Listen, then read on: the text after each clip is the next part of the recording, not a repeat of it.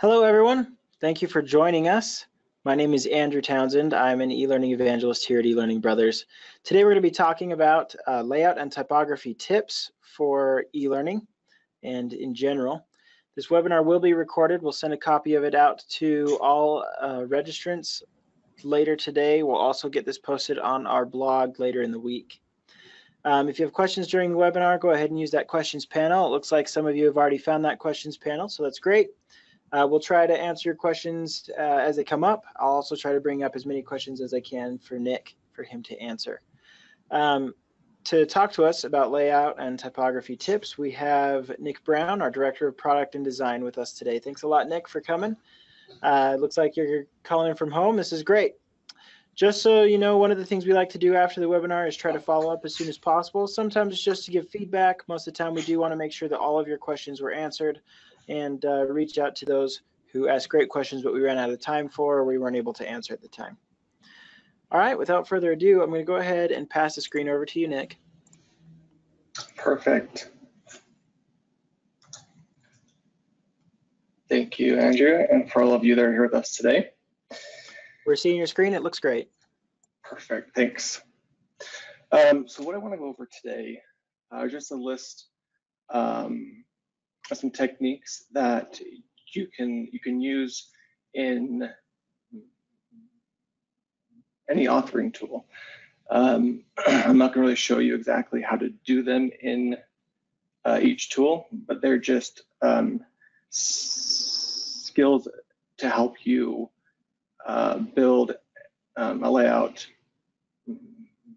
use typography to help a viewer be engaged and really to show them what is most important.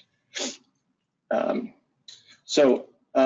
a very brief overview, I want to talk about type overall, and there are different classifications, such as ones that have serif, some that don't have serif, some that are script, and then there are also a lot of subcategories that these can all fall under, like old style, modern,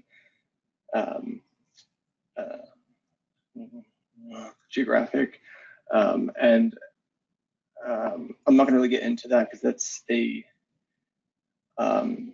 lot of information to go over, but just know that there are those main groups.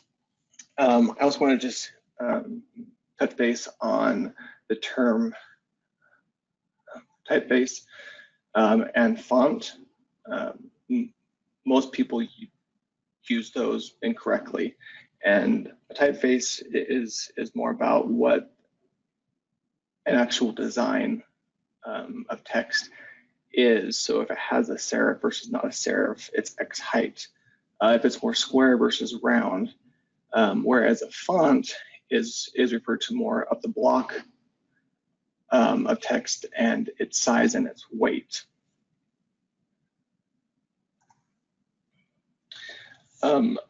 When you are trying to pair typefaces for your learning or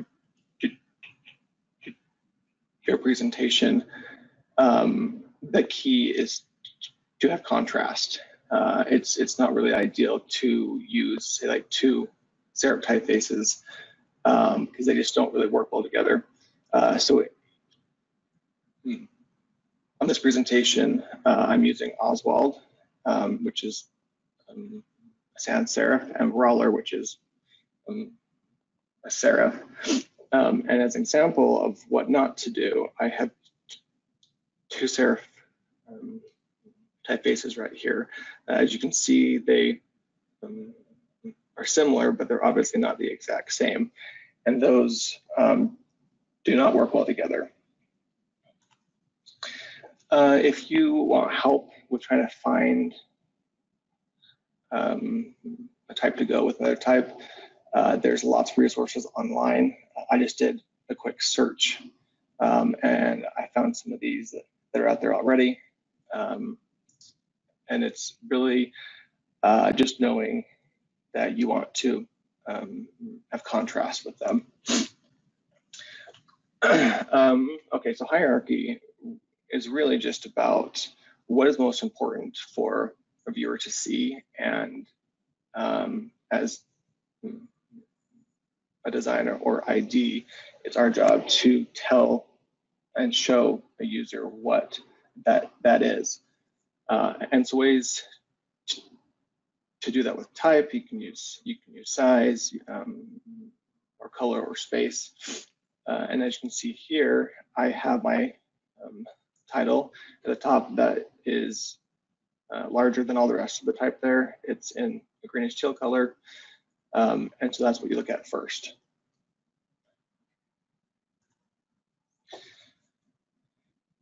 When you use more than one type for your design, you need to make sure that less is more. I would say you don't want to use more than 3, and even that can be a lot. I would try to always stick to 2. If you get up there with 3 and 4 and 5, it will start to look like a hodgepodge mess, and it'll be hard for a viewer to stay focused on your content. The other part of this is you want to make sure that as you use these typefaces, you reuse your formatting settings over and over again for each type of block of content. So for all of your titles, make sure that they're always in the same place, they're all the same color, same typeface, same size, same weight.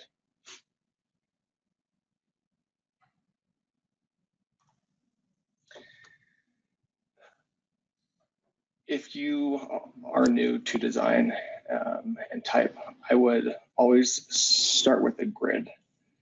And depending on your tool that you're in, it may have a built-in grid system for you to use. If not, I would go online and just do a search for a grid as a JPEG or PNG, and have that placed on your slide. It will help keep things in a way that is easy to read and understand, and it will create a nice flow. Along with grids, as you can see, I have one block of text that spans 2 columns. But it's still the same width as if there were 2 columns there. So it's nice to have some contrast, and you can have grids that have rows and columns that use 2 or 3 or 4 or 5 or 6, and really just as high as you need, depending on what you have to display. Alignment seems like it would be a really easy tool to use, but it gets used wrong a lot of times. If you're doing a training that's in English, obviously it's best to read left to right. And so if you're not sure exactly which one to use, I would always default to left aligned text. There are some cases that you may want to call out some text and you want that to have aligned right or centered. I would just keep those short because it gets kind of hard to read a lot of body copy when they are aligned right or centered. Justified text, I would advise to not use ever. It can create these gaps in between your text, which we refer to as rivers. So as you see here, there's a lot of awkward spacing, and it just is hard to read, and it just looks pretty awful.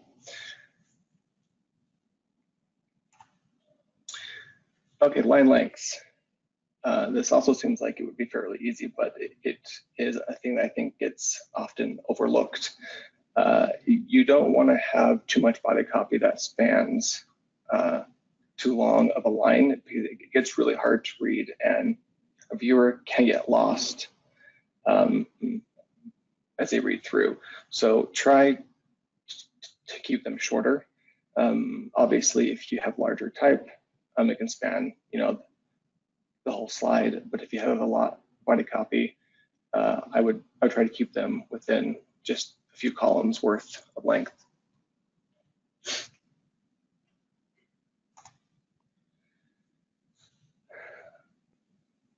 Okay, so line spacing. You want to give enough space to where your words aren't crowded, but you don't want there to be too much.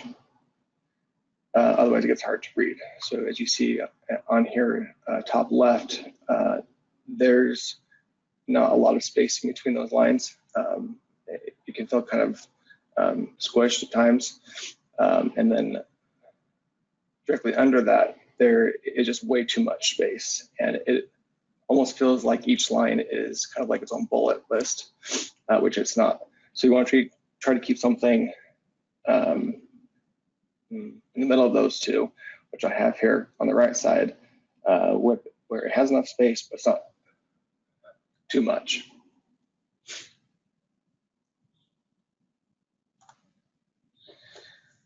Okay. A widow is a term for a line of text that is part of a paragraph that gets left by itself onto the next column. An orphan is a word that is at the end of a paragraph that is left alone by itself. And here is an example of each of these. So widow, as you can see, on the top of the right column, there is a line of text that is all by itself. And so what you want to do is try to make that fit in the column with the rest of its copy. An orphan looks like this. So you maybe see the word rock. That is a word all by itself. And so what you could do for that is you can do a soft return on the word to bring that down. Let me actually just show you that here.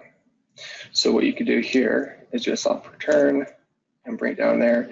Now that's still awfully short because the words to and rock are short. So you could try to adjust your type size if you wanted to try to make that longer, but always try to avoid having one word all by itself. And on this one, Widow's obviously bringing this over to this paragraph makes the most sense. And there you have it.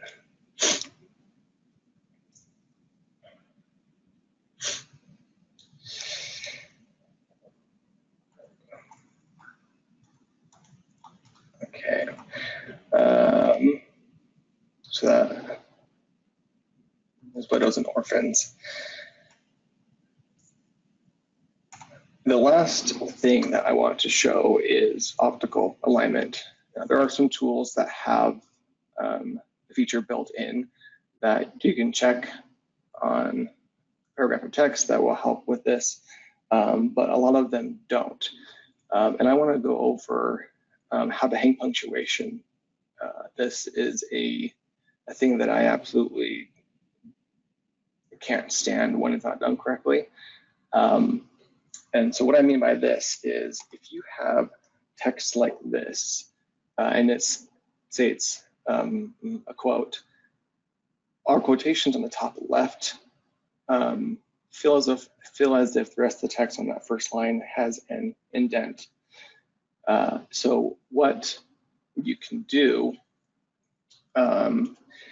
depending on the tool that you're in, if it has a way to control the tabs of the copy, you can bring in and indent the rest of the lines there with it. And then you can turn on my grid, and then can move that over, and now you can see that punctuation hangs off the edge of our margin, and that just looks like it. You know what you're doing, really. If you don't have the option to control the use of tabs, a trick you can do, let me make a copy of this. Let me reset tabs here. A trick is to, on the first line of your text, put it in its own text box.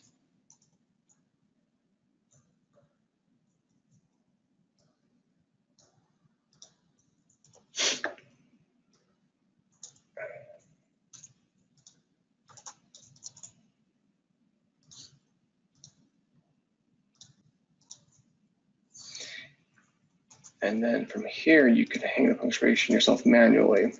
Now, that's not going to work if you're doing something that is responsive, because the lines of text are going to adjust and change depending on the screen size. But if you have a static or a set width and height of a screen, that is what I would do to hang your punctuation. So Andrew, that is a list of stuff that I have to go over. It's kind of a lot, and a lot of it can go into more in depth. I just wanted to kind of touch base on the basics. Sure. Do we have any questions? Yes, we have quite a few questions. Certain parts of this definitely generated more questions than others. So going back to the beginning of your presentation, you had talked about looking for different typefaces, looking for different fonts and things. And you mentioned a URL when searching for corresponding and matching typefaces that are similar. What was that URL again? Oh, I just went online and just did a search for like how to pair typefaces together. Or, and then I just got results on Google of some things that are out there already. So I just pulled a screenshot of what I found. Okay, so this wasn't a particular site that you're showing us. This is different. Correct. Different typeface sites. Okay. There are a lot of people that want to know where eLearning Brothers goes to get their typefaces, trusted websites, so to speak. So Google Web Fonts is where we go for most of them that we use within our templates and our products, because they are free. And easily accessible to anybody. Yes, and they have lots of really good options. Excellent. There's a couple questions that, again, at the very beginning, how do you identify a serif versus a sans serif, and other identifying features of fonts? So this is a topic that you can get into awfully deep. So I'm not going to go into a whole ton, but I will just go over the basics real quick. So a serif, I zoom in here on these.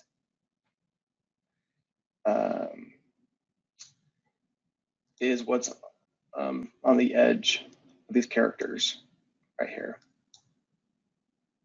And sans serif is one that does not have those. So like Oswald, it does not have the little pieces on the edge of its text. Script refers to usually something that looks like it was like handwritten, or there's like black letter script.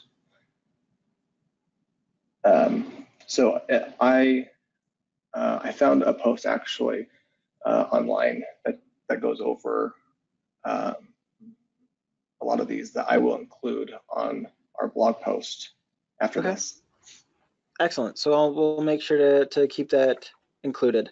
So if I'm trying to find a matching typeface, let's say for Oswald, if I'm like, you know what, I need another font to use on this, do I just search for sans serif? Or what other suggestions do you have?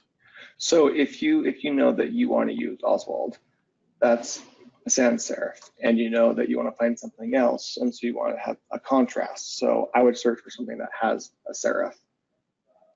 Okay. Okay, excellent. Coming up to spacing, as far as vertical spacing, do you recommend always using a 1.5 spacing, or do you have a consistency? What is your preference there?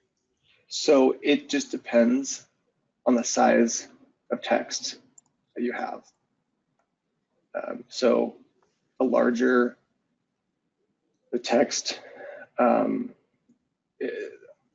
less it matters, because you usually don't have quite as much happening. Whereas if you have like a paragraph of text, you just need to make sure that it's not too tight, not too spread out. I know that that's awfully vague because there's not really a set rule for it. So I would just play around with it once you have your type set to a certain size that you want it to. Okay, excellent. You had mentioned that with the hanging quotation, mark, you'd mentioned that won't necessarily work on mobile. As we're moving forward and designing more and more for mobile, are there certain principles that you have to keep aware of, especially in regards to widows and orphans? So unfortunately, that's really hard to control on web as things are responsive. Just because you never know like what size a viewer's screen is going to be, and if they're going to view it on like a full width browser or on their phone, or iPad. So what you could do is, if you have the ability to view and change your type based on a screen size, I would look at those and see what your text is doing.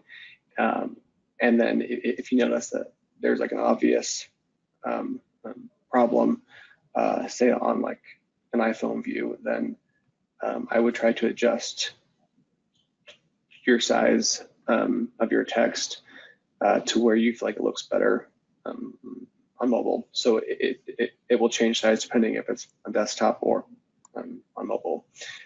That really is the best and only option that we have, unless you want to have different sized blocks of text that show and hide on desktop versus mobile. That gets to be really cumbersome because you have two sets of content to have to manage. Okay. So the long and the short of it is, it's not really set. You just do your best. Okay. Yes. Yes. Sounds good. Talking about alignment, left and right alignment, or center, or justified, etc. Is there a general proportion or number of characters you recommend for width, or are there too many variables to pick something like that? So again, it just depends on your size of your text. Obviously, if I were to have a header that was as long as the screen, like, I mean, it's only 4 words, so it's great that it can span the whole width of the screen. But like when you have something like this amount of text, or even if you have a text that is say even smaller than this, it just gets really, really hard to read. So I mean, there's not a set rule on the amount of word length for each line. So you can just have to look at what you have and try to read it and see if it's easy enough for you to read. But if I were to give you a number, I mean, I would try to avoid anything more than like 10 or 15 words across, if that. Excellent. Okay, so coming into headers versus your copy, when designing e-learning content, when do you choose to use a decorative font versus one of the standard fonts? For example, the ones you have here on your presentation both seem fairly standard. When do you choose to throw in a decorative font? So a decorative font or a script font, I would not ever use body copy. It will be way too hard to read. So I would only ever use it for titles or subtitles that are fairly short and large-ish. Okay, that seems simple enough. What about multicultural audience? Are there any fonts that you just try to avoid if you're working with a certain culture, or is it fairly universal with typefaces? If we're talking about the text still being in English, I guess you need to know your audience, and I don't know any off the top of my head that I would avoid for a specific culture. But I think if you do your research, you'll probably know what is best or what could be offensive, I guess, as well. So knowing your audience is the answer there. Yes. Okay, excellent. Going back to an earlier question about sans serif versus serif, this person says, in response to our earlier discussion, is the best practice then to pair sans serif with a non-sans serif, or keep serifs together with serifs and sans serifs with sans serifs? So for example, I'm watching on the last slide you had up for a moment, you had everything on that page was serif except for the header. So ELB Master Suite is a serif, to be truly eLearning Rockstar, and the type underneath it matches. But in the header line lengths, you have it as a sans serif. So what is the best practice to choose between the two or mixing the two? I don't know if there are any set rules for that. I would say it's more based on your design, and if you have like a brand guide that you have to follow, and then also depending on what typefaces you choose. Again, if there's something that are a little bit harder to read as body copy, those I think should go in as titles. We could very well just change these to Oswald as well, and I think it could work just the same. So I think it's more just a design preference on your part. Now, you mentioned a branding guide. Hopefully the branding guide has been designed by someone that knows what's going on, so that as you follow the branding guide, it just helps you make those decisions. That would be hopeful, yes.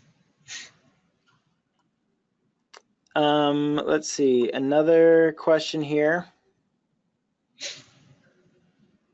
Oh, this is a great question, especially as we talked about the fonts that come with our templates.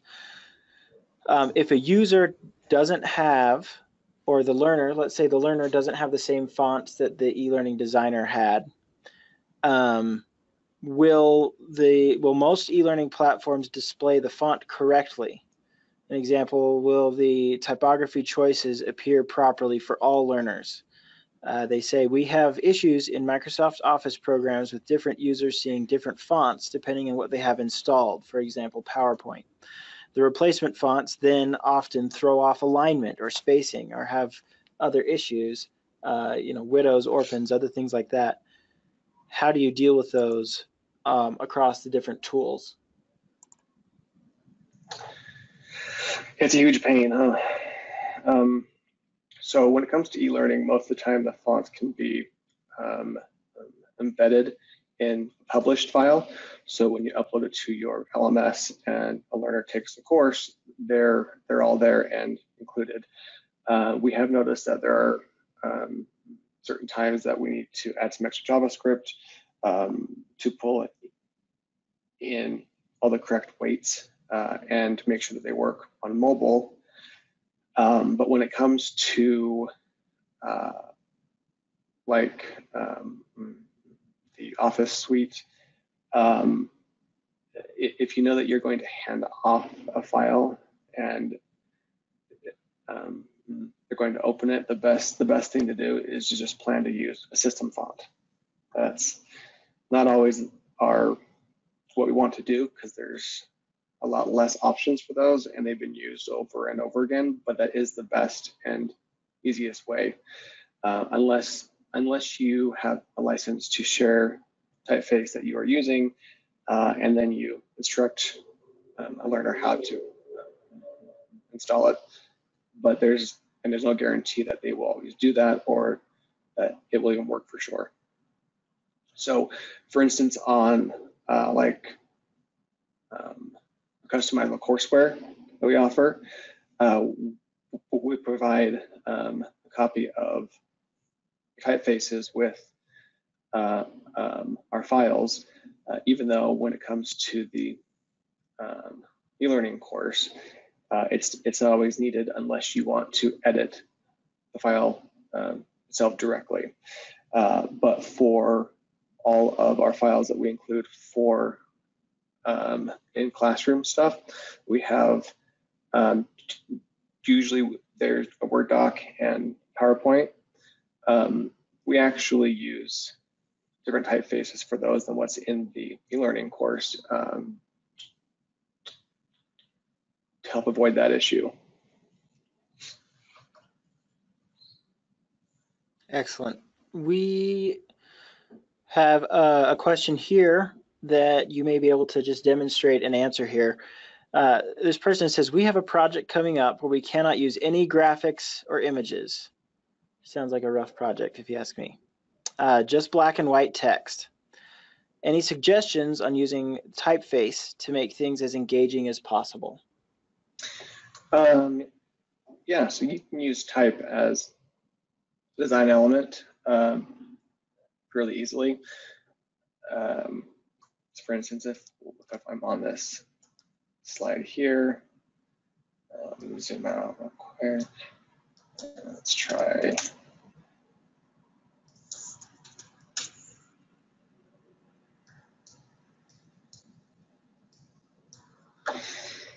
Let's see, we want to change this maybe to do like this, this.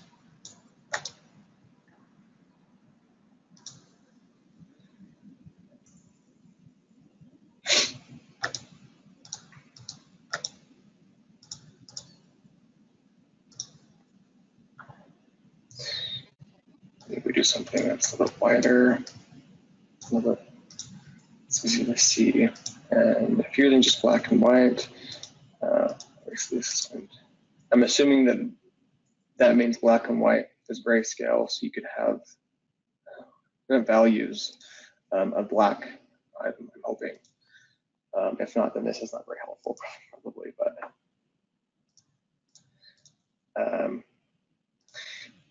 and if you want this to be some kind of angle off to the side, and maybe we're going to do something like this. You can start to build some kind of abstract shapes with larger type that kind of span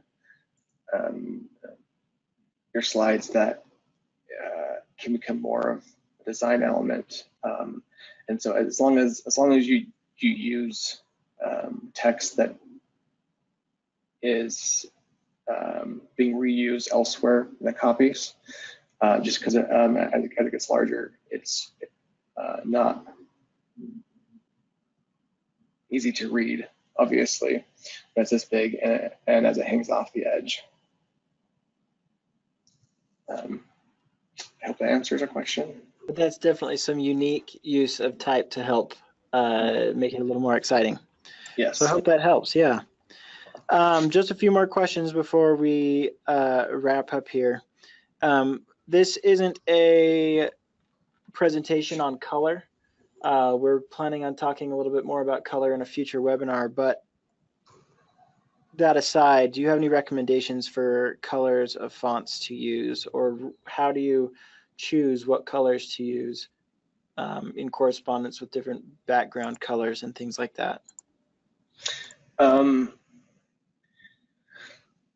So I won't tell you any specific color to use, because that really just depends on what it is you are doing, and if you have to follow any certain sort of guide. But contrast, contrast, contrast. If you have something that is low contrast text on the background that is hard to read, is no help to you at all.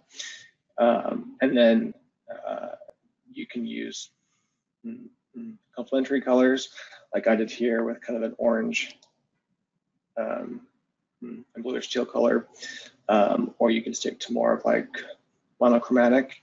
Say if I wanted to do all orange, but different tints and shades of orange, you can do that. But that's probably the most. I won't get into that right now, because like you said, we do plans to get more in depth. Short answer, contrast. Okay, yeah. Excellent. When would you suggest using all caps? For example, you've used all caps in this presentation as well. Where do you draw the line? When is all caps hard to read? Do you often hear that all caps is hard to read? Things like that. Yes, all caps tends to be harder to read. So I would never use it for like body copy text, just for your titles and maybe subtitles. And then perhaps if you need to call out a word in paragraph. An example of that is right here over my shoulder. For those of you that see my webcam, we designed this for a conference, and there's different words that are in all caps to try to draw out those specific words, but the entire thing isn't in all caps. Another question here. Is it ever okay when you're working in a specific size space to reduce your font size to make it fit in the space? Oh yes, yeah. Depending on if you are doing multiple slides that have similar content and layout.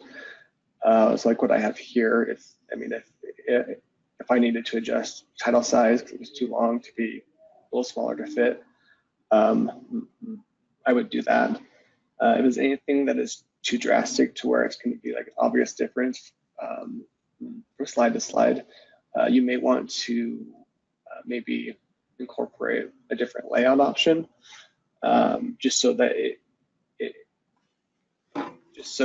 looks like it is different on purpose. The last question that we'll take here.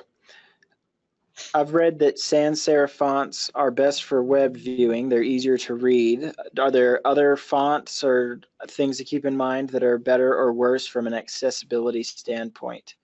Or does it have any influence over screen readers? No, it does not have any influence. From a visual standpoint, I would argue that there are sans serifs that can be hard to read. So it just depends on the style that it is and how large it is. I think generally serif typeface, if it has extreme thicks and thins, when it gets to be small, it gets kind of hard to read because those thins get lost being so small. So in that aspect, yes, sans could be, but I wouldn't say that it's always easier. Excellent. I'm going to take back the screen. I'd like you to talk to us about another graphic that you designed. This one. This is the ELBX user conference extravaganza advertisement, as well as to schedule a demo. Do you want to talk to us a little bit about some of the principles that you followed when designing this screen? Yeah, so contrast is there. Obviously, we have one side that's light versus dark. We don't have a mix of different typefaces. It's all using Open Sans, I think, but we do use different weights and different sizes. So you can see that our phone number stands out a lot more.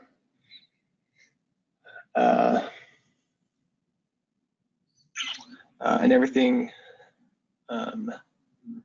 is center aligned, which here it worked because it's not hard to read because our line lengths are so short.